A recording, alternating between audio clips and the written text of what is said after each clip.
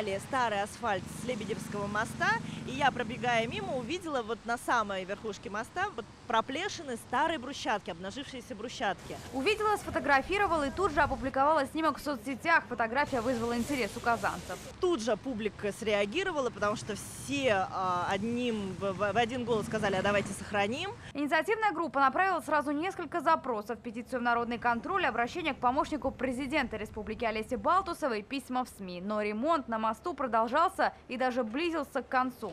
Закрыли свежим асфальтом, то есть дорожные рабочие очень оперативно сработали.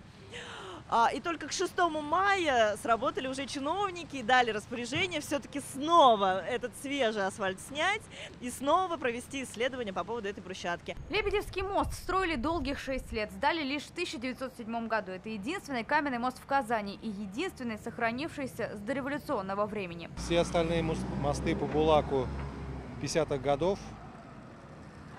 Ну а брусчатка, она аутентичная. В Казани тоже нет ни одного места, где сохранилась брусчатка.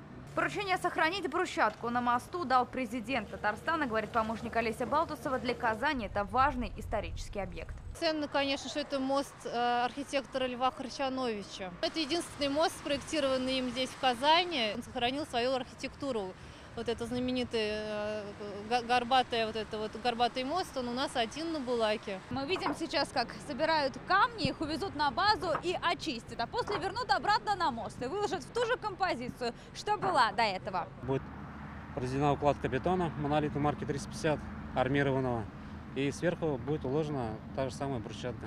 Работы на мосту планируют завершить к старту Кубка Конфедерации. Тогда здесь вместо асфальта все увидят уникальную брусчатку из прошлого. Адель Коломийца, Александр Лобанов, ТНВ, Казань.